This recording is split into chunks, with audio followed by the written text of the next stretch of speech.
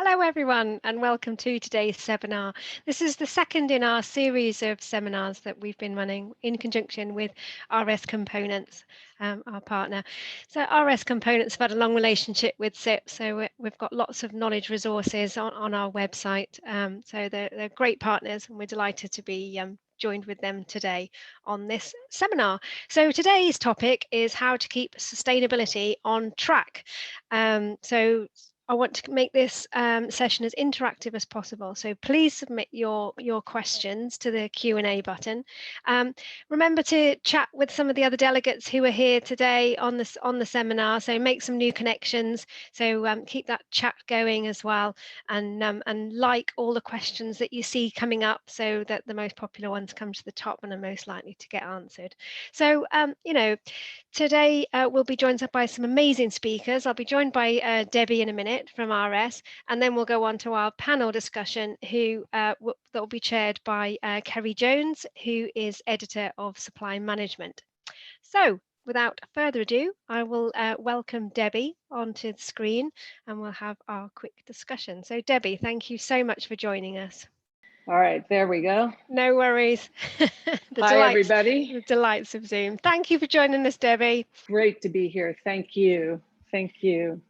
So Debbie is President for Global Supply Chain at RS. And Debbie, I know you've been on a real journey at RS in terms of your corporate social responsibility agenda. So tell me a little bit about what's been going on, the progress you've made. Yeah, well, it's interesting. We found that we were doing lots of things all over the place. But it was about a year ago that we decided, you know what, we've got to have some focus efforts and really bring it all in under one umbrella. So that's what we did. So just about a year ago, and I got involved. I raised my hand for it. I already had health, safety, and environment as part of our supply chain agenda. So it made sense for me to sponsor it and to lead it. So as I said, we had things all over the place, but we thought that it was important to really embed it into our business and really make it a part of RS Components as well as the full electro components across the world. And so as I said, we embedded it into our business and embedded it into our purpose. So our company purpose or overall business purpose is making amazing happen. So we finished that by making amazing happen by inspiring a more sustainable world through education, innovative solutions that improve lives. And so that became our ESG or sustainability mantra, if you will, but it was very purposeful because if you know our business, we're a bunch of engineers, if you will, actually not everybody, but we have a very keen focus on engineering and STEM. And so education is very important to us, whether we're talking about sustainability or not, and very core to our business. So that was very purposeful. We also have a big focus on innovation. So that was very purposeful. And then certainly the sustainability, the aspiration, and the improving lives was important. So a very purposeful purpose, if you will. So, and a part of that program, we have 4 pillars. So environment, people, and along with people, health and safety, customers and suppliers, and community. And we've got that aspiration. We're not there yet, but we do aspire to be best in class, certainly in the industrial distribution space, but also, at least top tier across all sectors. So we've done a lot. We honed it in. We've got a long place to, still a lot of runway to go, but, really happy about it. And why do we want to be best in class? Well, first, it's in the hearts of people. Just a little personal story. I've got 2 young 20-something daughters, and they're just embarking in their careers, and both of them have chosen companies that had a focus on giving back to their communities and environment and sustainability, and makes a big difference from them. And they would not have joined a company if they didn't have that as part of their core business. So, you know, we've got to think about that. How do we attract, retain, and motivate future employees and our employees? What about our customers and suppliers? It's becoming more and more of an expectation, but how do we become first choice, which is part of our company mission, but first choice because of sustainability and all the work that we're doing there. Our communities, we do have a responsibility to give back to our communities and the environment that we work in. And, you know, frankly, our reputation is important to us as well. But then lastly, it's becoming more and more important for the investor community. Now, you're not doing it for solely that purpose, but certainly I would love to see our shares trade at a higher rate because of all the work that we're doing in differentiating ourselves. So I think it's becoming more and more important as we work every single year. And I think those, I mean, those are all the 3 points that I usually make about attracting talent, attracting the best customers, and also that critical investment as well. And I guess for that really helps with the business case really for investing in these types of programs as well. I guess you've had a lot of backing from the top really for pushing forward on these initiatives. Is it something that's core to RS? Yeah. Yes, absolutely. So I report directly to our CEO, and we're like this on that. And I or the team present to our board quarterly on our progress here. So yes, something that is very core to our organization, but also to our senior executive team and our board. Yeah, it definitely does push it up on that must-do list rather than would like to do. So it sounds like you've made loads of inroads. What's coming up next on your agenda then? Well, one of the things that we did this past year is we aligned ourselves with the UN Sustainability Development Goals. We thought that was important because that's what they've identified as what's important out there, and we wanted to, you know, kind of benchmark that, but also align with them. We also did a materiality assessment internally, and some of our direct external stakeholders like customers. On what was important to them. So that enabled us to align our goals and initiatives, and, you know, learned quite a bit. Now, again, we're not done yet, and I'm sure we'll refresh that as we go, but we learned quite a bit in the last year.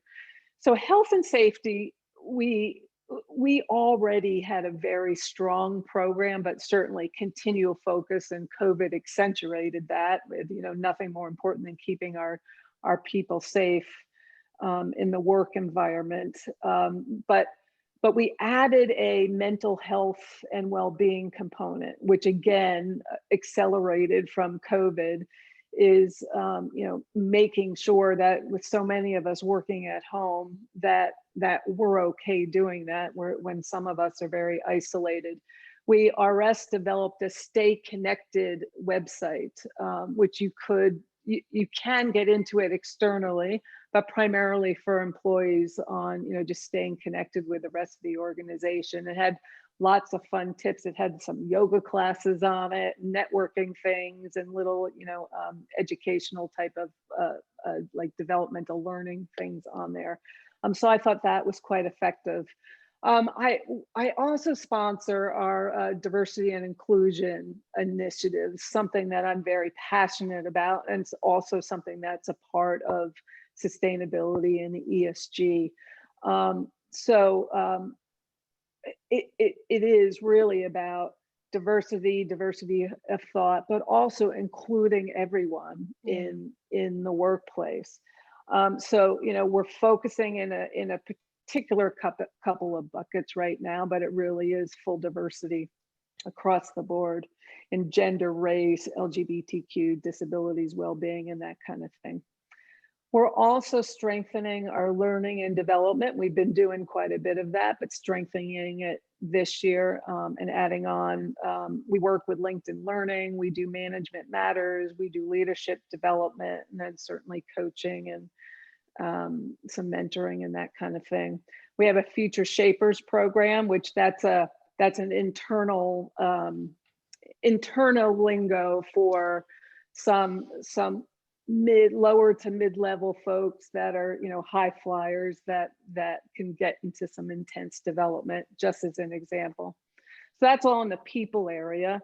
Environment, we were already working on environment as well, but what are our metrics? What are our goals? I neglected to mention, but back in 2018, we had a goal of becoming 50% more sustainable. And so all the things we were working on in terms of CO2, waste, energy, water, those sort of things, what does 50% more sustainable look like in those areas? And I can't yet say it, but we will be coming out with a pledge around net zero soon in the January, February timeframe. So we're excited about that. We also, just to give an example of a couple of the things that we've done, is we are in the midst of expanding one of our distribution centers in Germany, and we're very proud to say that we put solar panels on the roof.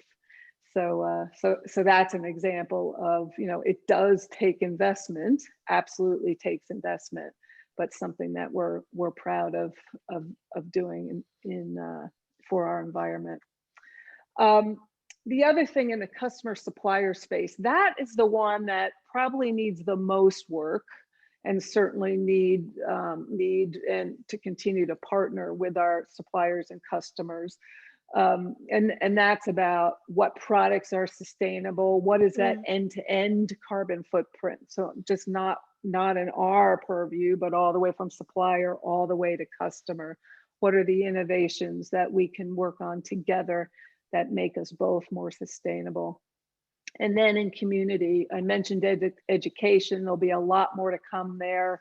We're now partnering with an organization called Engineers Without Borders, same idea as Doctors Without Borders, where the folks go in and they solve some really tough issues that can help a community. So we're partnering with them.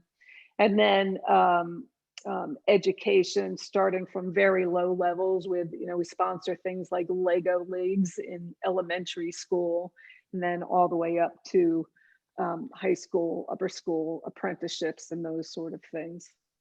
So a lot to do. I've not mentioned everything, but we've got, a lot also going on for sure.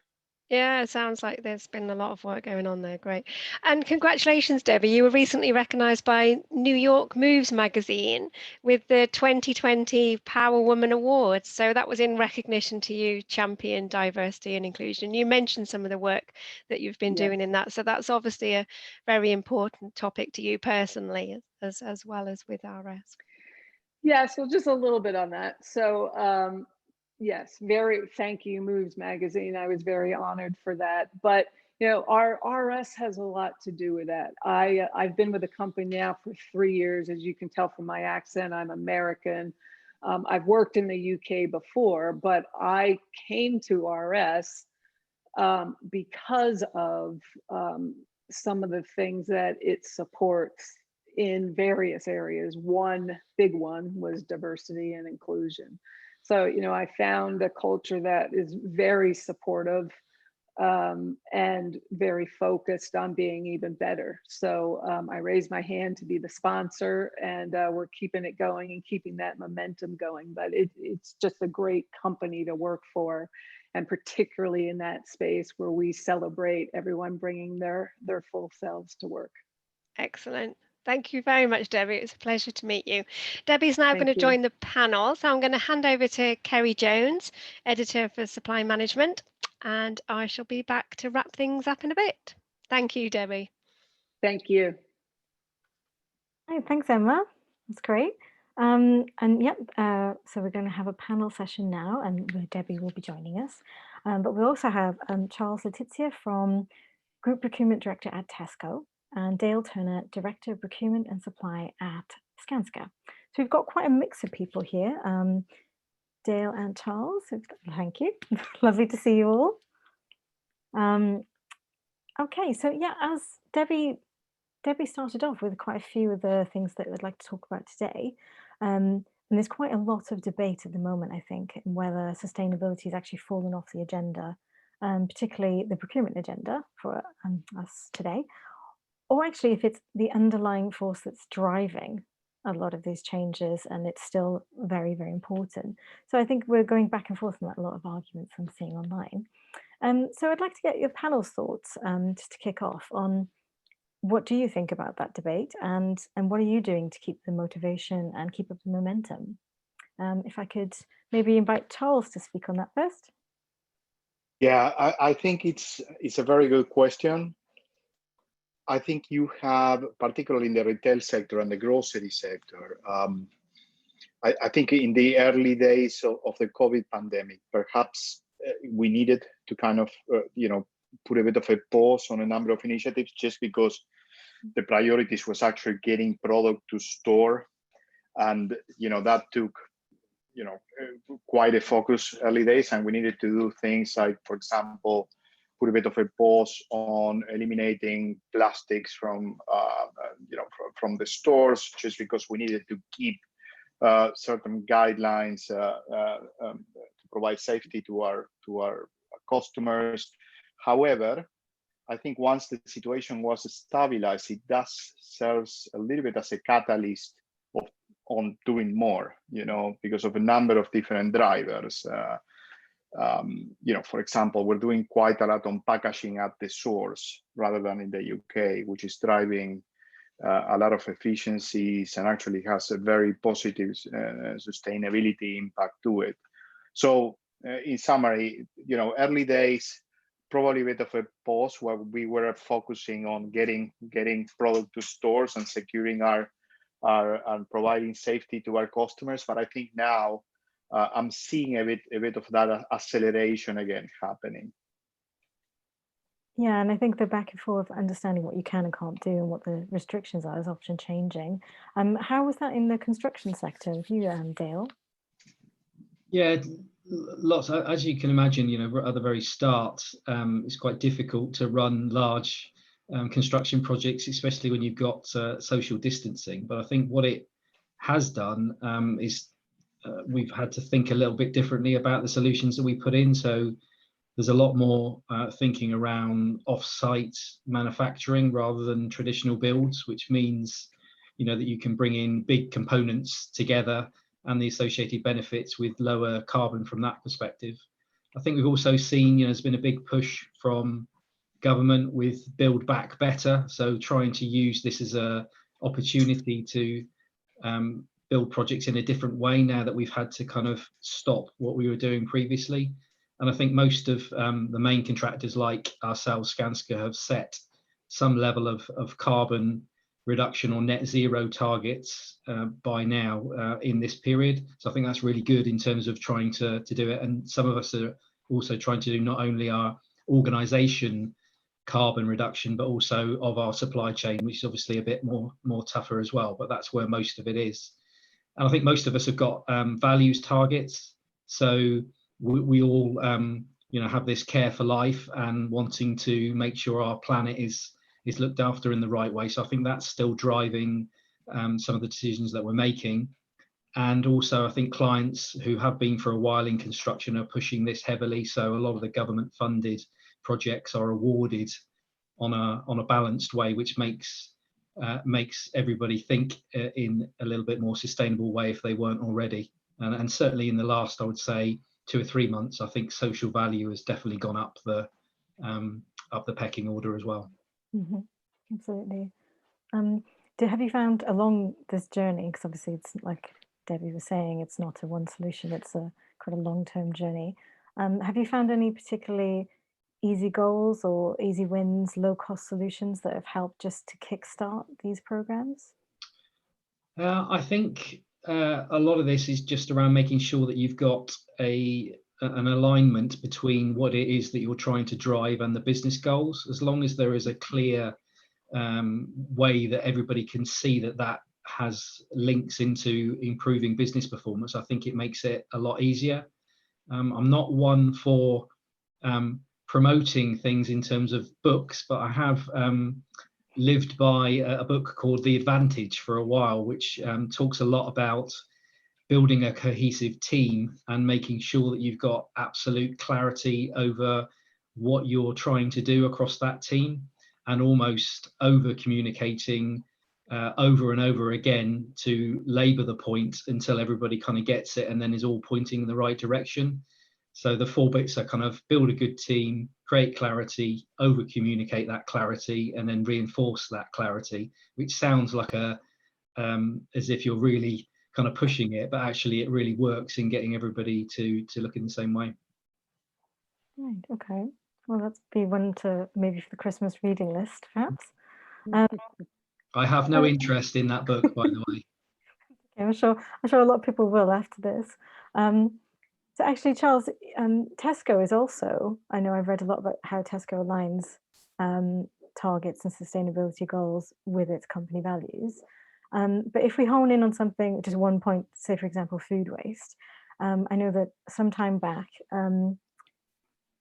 you worked to change your supply chain to get fresh produce out earlier, to reduce food waste, for inform consumers about, more nutrients, better food, getting it to you quicker. But how did you actually achieve that? Because I mean, getting things to the shelf 2 days earlier is actually quite a big deal. How did you manage to do that? And have you had to change anything in that setup along the way? Yeah, there's no silver bullet, let's put it that way. So it's a combination of quite a long list of initiatives to get there. But I'm going to give you perhaps an example which is quite critical. And this is something we've been doing for some time, but in the last couple of years, we've seen a significant acceleration, which is packaging at the source. I think I touched it in your previous question, where, for example, today, something like 70% of our produce, of our fresh produce, is being packaged, under Tesco specs at the source in whatever country we're sourcing that, be that Spain or Italy and so on. So, and that has a number of different positive impacts for Tesco. So even before we start talking about sustainability, more direct supply chains, therefore, less carbon footprint, a reduction in cost, because normally what you do is you package kind of wholesale, gets to the UK, to a packaging plant, gets packaged according to Tesco specs, gets sent to one of our distribution centers. Now it goes from the source directly to our distribution center already packaged. So that has, huge impact in waste reduction. And I would say probably it's one of the main drivers of getting this to our stores within the timeframes that you were mentioning. It's one critical driver, and I think it works for everyone. So obviously, consumers are getting fresh produce quicker from the source. We achieve, we're contributing to reducing waste. We are reducing cost, by the way. Suppliers, obviously, ensure, they have a long-term horizon with us because, product is well received. So, it has a number of impacts across the value chain, I would say. But that's just one example. I mean, there's a lot of consolidation of shipments, on producers from the same region, which sounds very logical, but it takes a lot of effort of getting, a multitude of suppliers to ship together and coordination. So there are many initiatives across the board to achieve those results. But this kind of packaging at source is quite an important element of it. Yeah, I can imagine that takes a lot of coordination between different suppliers and amongst Tesco trying to arrange consolidating that. That must be a lot of hard work just in itself. Sure. So if I can come to you, Debbie, so if we're talking about things like distribution, and you touched on this earlier, so how do you work with suppliers to maximize your sustainability if we're seeing so much increased pressure on logistics and different country borders and things like that, and obviously changing rules between the UK and Europe at the moment is a big topic of conversation. Do you have any advice on that for, obviously, for the electronics market? Well, I think, first of all, I'll talk about two separate sets of suppliers. So from a supply chain or logistics perspective, we have transport suppliers, right? So not our product suppliers, but our transport suppliers. So I'll just mention them first, because I think now with, you know, we were doing a whole bunch of air freight. Now with COVID, flights are down, and thus it's been much more difficult for transport providers, for ourselves and for our partners. But at the same time, it had an indirect benefit, because now we've got less of a carbon footprint from all the airplanes not flying around. But we had to adjust the way we serviced our customers, forced to, because less capacity out there, but fortunately also with the added benefit of reduced carbon footprint. So we're fortunate that we've got 12 distribution centers throughout the globe, not one single sourced one that, you know, you'd have to air freight stuff out of.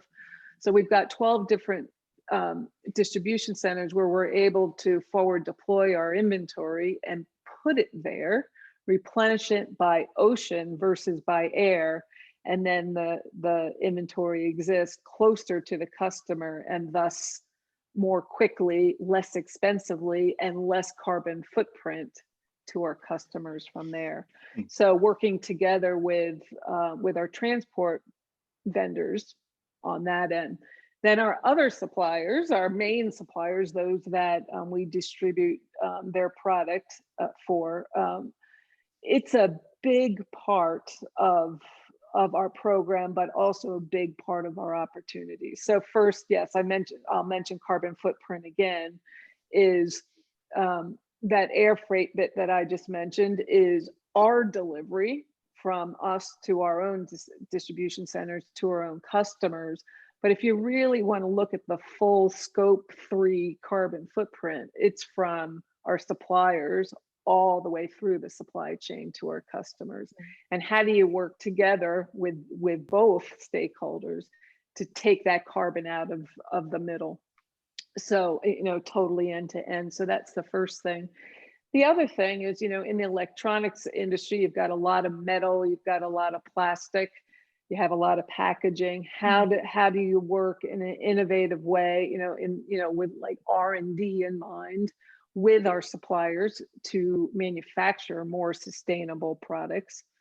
How do we work together through not only the product itself, but make that manufacturing process even more sustainable? And then on the customer end, we have one of our businesses is called Emission. And what that business does is it senses things on, as an example, it senses energy on a manufacturing line. So we can actually use those products to know whether a manufacturing line is efficient or inefficient, running effectively or not. And that we can do on the customer end. So lots of opportunity. We're right there. We're really just getting started here, and thus the big opportunity. That's great. It sounds like the main thing that's coming across here is collaborating and actually working very closely with suppliers, no matter who's working on a project. Does anyone else have a different way that they're managing their logistics or distribution?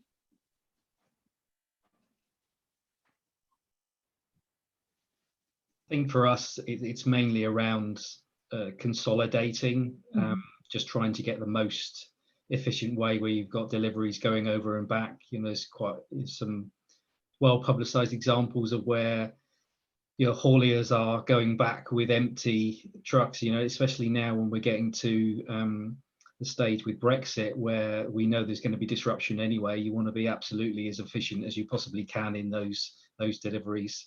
a lot of that's done, further down in our supply chain, but a lot of it's been around, talking in detail with them around what contingencies they've got in place, and just making sure that we can either share more information or data to make those deliveries more efficient. I think also in construction, it's an industry that's not only been hit hard by COVID, but also there's huge expectations because of, it's often quite demonized, I would say, in terms of sustainability. Cement and steel are huge carbon emitters, as we all know this, but I'm sure there's plenty of ways that people are working to improve that. So in terms of a procurement point of view, do you think that there's enough support to help decarbonize and increase sustainability in the construction sector? Yeah, you can't get away from steel and concrete, unfortunately. In our business, there are obviously other materials that you can use, but sometimes where you've got a 50-story building in central London, there's only some routes, but there's quite a few things out there. So, there is a Responsible Steel group out there, which is a kind of not-for-profit organisation that's working with kind of like-minded companies like ourselves at what low carbon steel looks like, or zero carbon steel looks like. So we might not be quite there at the moment, but it is something that we're working towards. And then from a concrete perspective, it's normally the cement that's associated with it, and is there a long-term cement replacement, I guess, and does it have it in the right capacity that will satisfy the demand that we've got? I think what we have seen during COVID is actually construction has been kept going quite a lot, so it's not as if it's stopped, unfortunately, like some of the other sectors have done. So we've kept a lot of this going, and there's standards out there. So there's a carbon standard, which is PAS 2080, which is around how organizations manage their carbon, and gives a bit of structure to what you should be looking at. And of course, there's an ISO standard with sustainable procurement with ISO 2400. So there's quite a bit if you don't know where to start. And personally, our construction industry uses something called the Supply Chain Sustainability School, which is a free resource for our supply chain to upskill around sustainability. So I'm sure it's the same with a lot of the others on the panel, but probably around 70% of our suppliers and subcontractors are SMEs. So they're small organizations, and sometimes they just need a little bit of help. So the school itself is helping to start people on their journey to upskilling. So it's a great resource. Sounds wonderful. Yeah. So sorry, that's the Procurement Sustainability School. Supply Chain Sustainability School. Sorry, Supply Chain Security. If anybody wants to have a look, it's supplychainschool.co.uk. Thank you. I think sure we can probably get that in the chat as well. We can pass up a link to that. And Charles, coming back to you at Tesco. So you have a lot of different initiatives that we've seen over the years, and this year alone, but also over many years.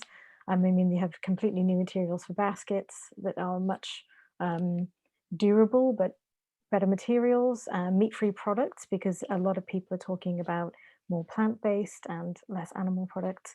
And then also the partnership with WWF. Would you say that as Tesco, are you leading the way in terms of sustainability, or you are more responding to customers and consumer demands and their changing needs? It's I think Tesco, just the fact that we are the largest retailer in the UK, and obviously the largest grocery business in the UK, we have a bit of a responsibility, and we feel that we need to use our position to kind of help lead the way for others. Mm-hmm. And that means we do invest quite a lot in new innovations and R&D. Anything from the use of insect protein in animal feed, for example. We have ambitious targets that we set out for plant-based products. We publicly report on the steps that we take in reducing environmental impact in our products. So we do feel we have that responsibility. I believe there are other companies that are leading as well, but I think Tesco obviously has a role to play in leading. Obviously, it's a bit of a collaborative effort. We can't do this alone.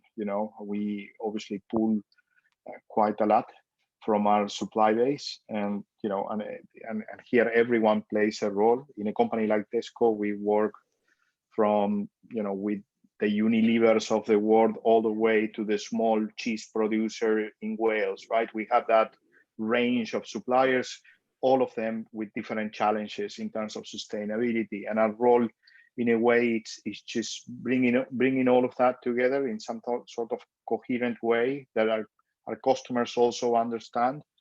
I think what we're seeing now, there's obviously, this is something that our customers expect.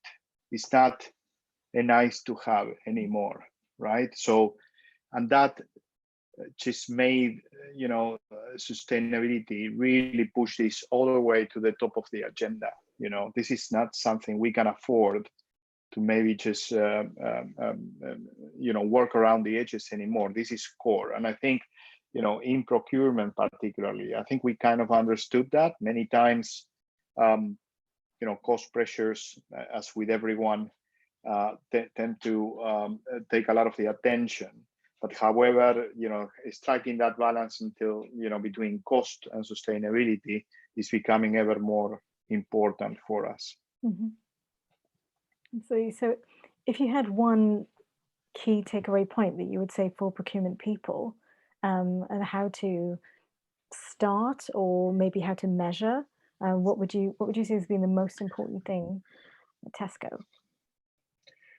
I think in Tesco particularly, so we've done quite a number of things. So there are, you are all supermarket customers, so there are certain things that are quite critical that everyone knows about. For example, we have a program called Bags for Life. The carry-on bags, they are produced with our own plastic waste. It's a completely closed loop, so you need to have a bit of a flag projects that are quite visible with the customer base. Another thing that I think works quite well, everybody talks about sustainability and cost as kind of opposites when there are a lot of touch points.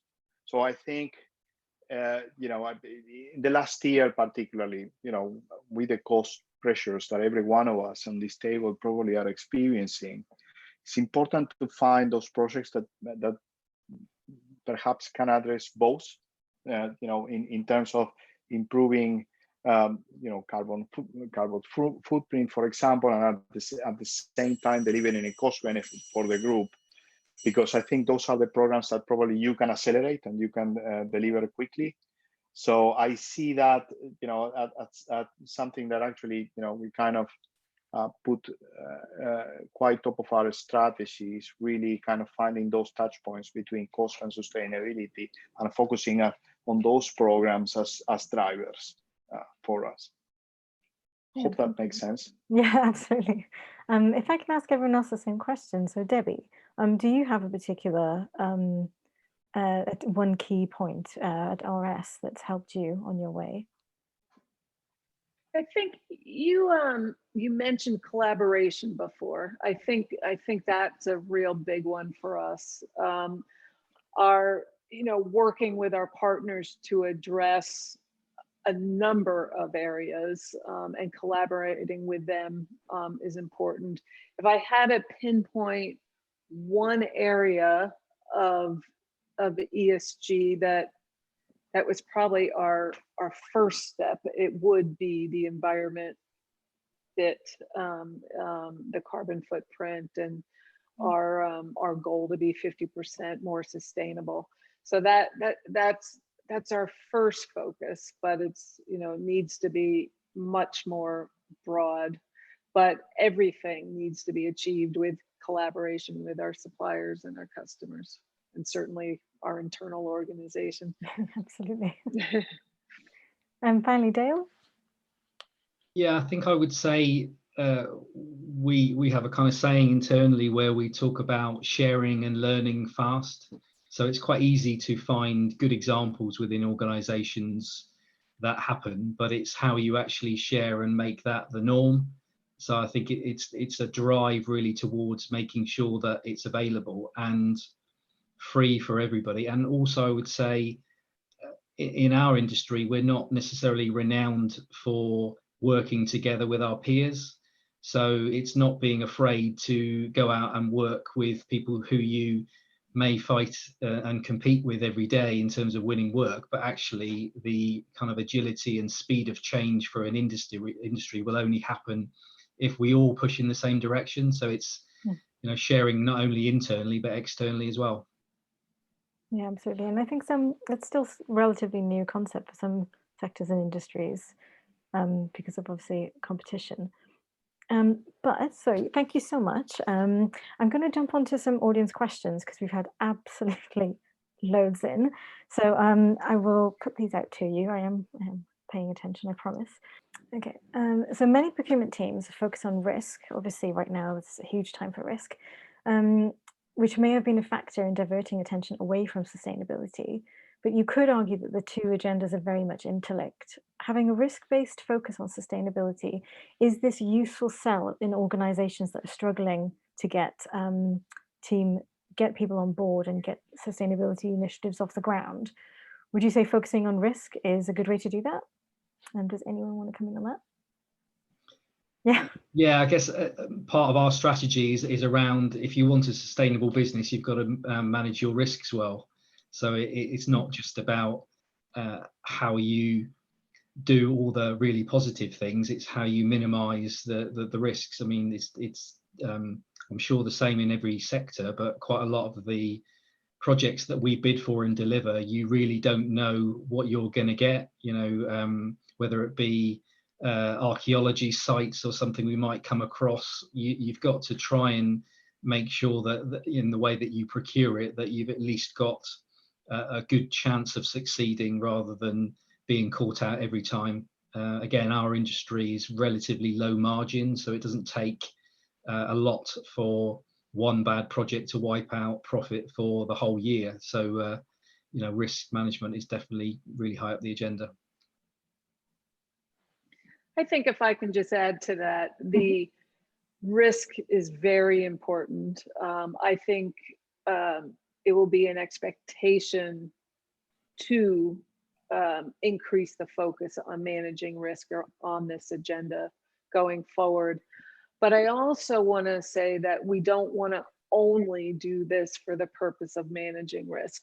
It's about business, it's about opportunity, it's about exploiting those opportunities, and it's about differentiating ourselves to do something good for our environment and society. So absolutely, risk is a big part of it, but it's got to be much more than that. Mm-hmm. I agree. I think, you know, this year what we've seen, I don't know you guys, but, you know, in our case, you know, I think we always focus on risk, but this year particularly, I mean, we have a bit of a double whammy in the UK with Brexit and COVID, and, you know, it's, you know, understanding where the supply chain disruptions will be and addressing those and trying to preempt and you know, think about plans Bs in case in particular critical points. It became kind of our day to day, so it's quite important. I think it goes hand in hand with sustainability at the end of the day, and I think our role there, what we need to be careful is sometimes, particularly big companies, we need to ensure that the burden that we put on smaller suppliers, particularly for them to be able to comply to some of our bigger programs, I think we need to be conscious of that, and perhaps, you know, as we assess the risk of our supply base, we also kind of need to assess what can we do to help them, to help them deliver what we want them to deliver, to help them how they can continue to play a role in our sustainability agenda, and so on. So it's assessing the supply chain risk doesn't mean exclusively supplier risk. It means the supply risk of the whole end-to-end environment, which includes ourselves as well, and the role we play in that to help our suppliers. Thank you. So speaking of suppliers, how motivated are suppliers when you approach them about your values and your goals? Does that help drive, or are you pushing them, or is it a two-way relationship? How do you actually get them on board? I think in our case particularly, I mean, we're quite specific in terms of what we want to achieve, and everyone, or let's say a good percentage of our supply base are very enthusiastic, and normally they do kind of want to play a role in what we want to do fairly quickly.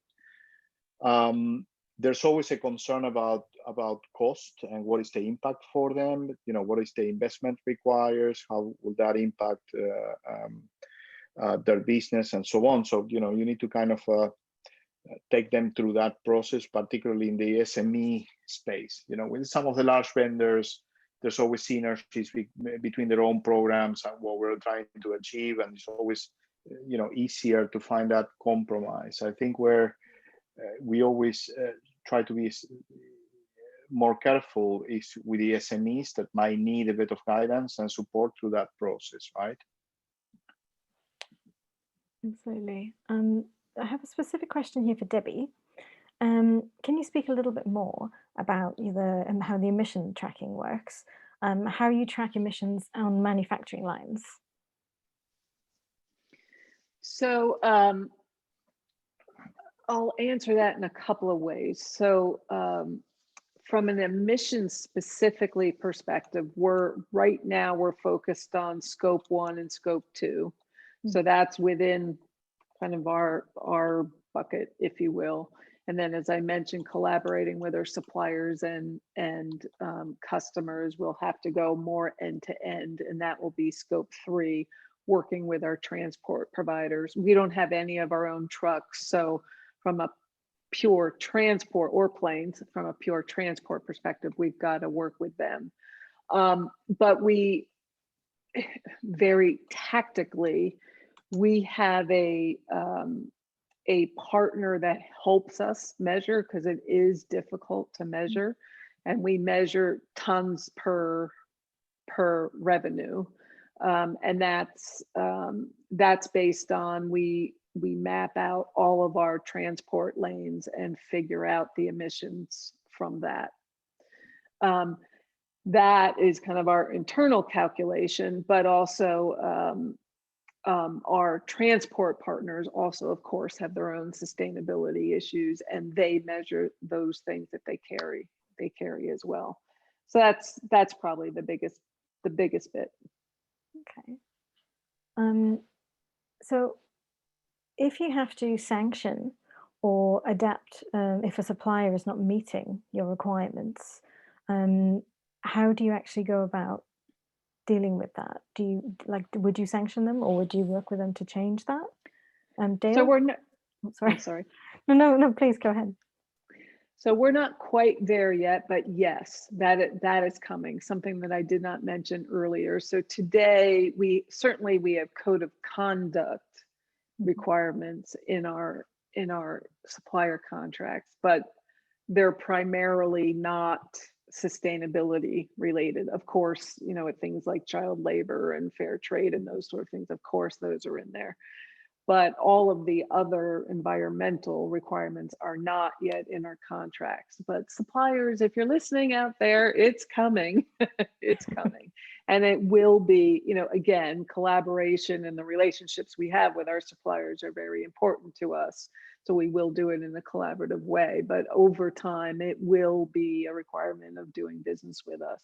And frankly, I suspect it will end up being a two-way street. We want to be front-footed and pull our suppliers with us on this topic, but they'll have expectations of us as well, because we're part of their full supply chain, right? So I think we'll end up working together on that. Mm-hmm. Dale, do you have a different way of managing that?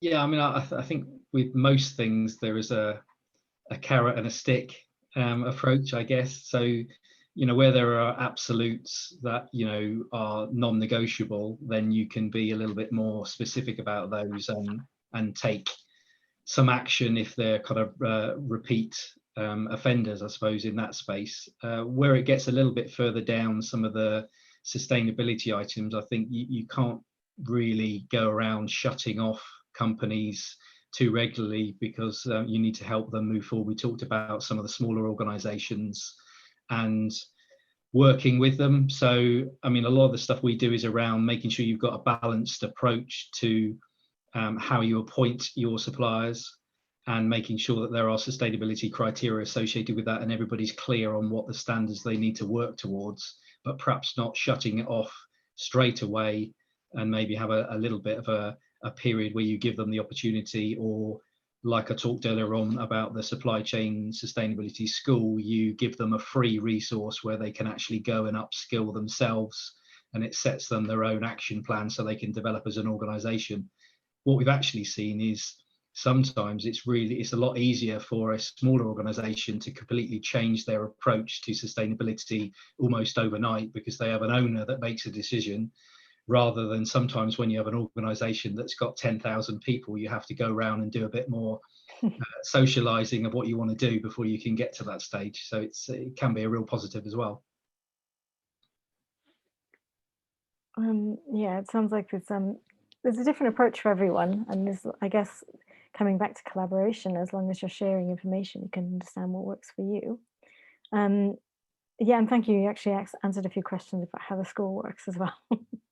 So how do you embed some opportunities through to SMEs, particularly for the UK, which will be ending the transition period? How can you jump on new and upcoming organisations to ensure equal opportunities, fair competition in procurement processes, whilst also trying to meet your own targets? Yeah, I think Charles touched on it earlier on, really, around how you assess the supply chain, and maybe having 2 tiers. Mm-hmm. So if you try and apply a kind of one-size-fits-all approach, I don't think that will work for some of the smaller organisations. You need to try and encourage them, but not set a hugely over-optimistic benchmark that they can't get to or won't even indeed want to.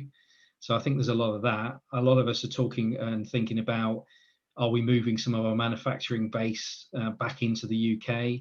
And one of the things that we think about here is from an innovation perspective, how can we create some kind of playground to go and invest small amounts of money in some of these organizations that have got these up and coming technologies. It's quite difficult unless you want to go and test some things out and make sure that it's right first. But how do you create that environment? And a lot of that is encouraging new suppliers that you've not worked with before to come forward and share those solutions. Mm-hmm. And Charles, some of the changes that you make in Tesco touch quite directly with consumers themselves. So how do you go about educating them in changes that you're making, and how that actually affects decisions? Yeah, I think we have, first of all, it's a bit of a two-way channel, right? So some of the changes that we make are directly related to the feedback that we get from our customers. So, there's a lot of change that is driven by consumer behavior in general, and more directly by our customer base. So we have very mature channels on how to get that feedback directly from customers. And obviously, yeah, we do promote a lot of these changes and try to understand how, what our customers are expecting from us. In procurement, obviously on the direct side is where we get more of that kind of interaction and feedback with customers. Perhaps, in the indirect area, it's a little bit more remote from customers. So, it's a bit of a different discussion. But yeah, particularly on things like packaging, for example, that are quite close to our customers. During COVID, a lot of the changes we've done in stores, for example, regarding social distance, and it's not only been one way, but we've been trying to listen to our customers and their shopping experience and how it has been affected, and how do we need to adapt to that. And does that also include then things like different understanding of what produce is available when, and the less aesthetically pleasing produce to reduce that waste as well? And are these the kind of things that we need to speak more about with consumers? Yeah, absolutely. I think there's a different level of awareness at the moment, and this is what we are learning as well. So in many cases, I think it's great. We need to communicate. However, the level of knowledge of our market and our consumers is significantly different of what it was a few years ago. So there's a level of expectations already, and for us, I guess the challenge is sometimes ensuring that we are a little bit ahead of the curve and we are able to kind of understand those behavioral changes from the market quickly, so we can act on those. But yeah, obviously, everything that is food related has a bit more exposure than perhaps other categories that we source. Mm-hmm. And actually, considering waste, if you go back to Debbie and Dale, how much involvement do you have with industrial waste and input into how you manage end of life for raw materials and much more like complex recycling? Obviously, plastic itself being very complex, but then components and building materials as well. I'll start, I guess, Dale. So we do measure, so I mentioned we measure CO2 emissions. We also measure packaging intensity. And that's both our supplier packaging on the inner pack and also the corrugate, the box that or envelope that we might ship it in. And then we also measure waste to landfill. So, and with the goal that waste to landfill is as close to zero as possible. Now, we're not completely there yet. It's ballparkish around 10% of our business rate, or 10% of our waste goes to landfill, and we've obviously got a goal to get that to nothing. But again, it's for us. We've switched over from those shippable envelopes that a lot of our products go in. We ship primarily parcels. We've switched that from regular envelopes to recyclable envelopes. We've put in auto pack for our corrugate. So instead of having a big box that might have a couple of packages in it and then you fill it up with dunnage, it just takes empty corrugate and makes a box around the size of the product within it. And so you're cutting down on the footprint, which reduces carbon and waste. And then it's also better for the product because it's not floating around a box somewhere. So again, lots of opportunities, but we're very focused on reducing waste and particularly waste to landfill. Absolutely. And so I'm sorry, Dale, we're really close to time. So if you could give me maybe 30 seconds there, if that's okay. Yeah, I mean, obviously we have our own targets that we would set of waste that's coming off each construction project. But when we go and work with our supply chain, say if I just pick one, which would be a flooring contractor or manufacturer, we would be looking to them in terms of what they do with any offcuts that go back, how they recycle that and put that back into the process. So it's done on a kind of individual trade basis, I would say. I could talk for a bit longer, but I know we're pushed for time. Quite a big one at the end. Apologies for that. Well, thank you all so much. And yeah, I could have done that for an awful lot longer, but I will hand it back over to Emma. Thank you. Brilliant. Thank you, Kerry. And a massive thank you to Debbie, Dale and Charles as well. Thank you for joining us on our panel. So yeah, we're out of time. Thank you very much for everyone who submitted questions. Sorry we didn't get to all of them. A few takeaways for me really was about building that culture of sustainability in that organization. You really got that feel from RS that it's something that it's really believed in and bought in by a real senior level. So I think that's kind of important. And as Charles said, it's no longer a nice to have. It's top of the agenda. And those three things that Debbie mentioned at the beginning, if you want to attract the best talent, if you want to attract the best customers and being attractive for your suppliers too. But not only that, investment as well is becoming more and more crucial. And the engagement with suppliers as well. I mean, this can only really help to drive innovation and greater engagement with suppliers as well. So there's lots and lots of opportunities. Great discussion. Thank you very much for everyone for their insights. So everyone will be emailed next week with a link to the recording of this session, and you'll also be sent a recording from our last session that we had on what business leaders want from CPOs. And then, of course, our next seminar, that'll be the last in this particular trio, is on the 28th of January, and that's what could data do for your supply chain. How we'll get through that in an hour, I'm not sure, because there's lots to go at there as well, particularly lately. So that brings us to a close. So thank you very much for joining us, and I hope you enjoyed the session. Thanks.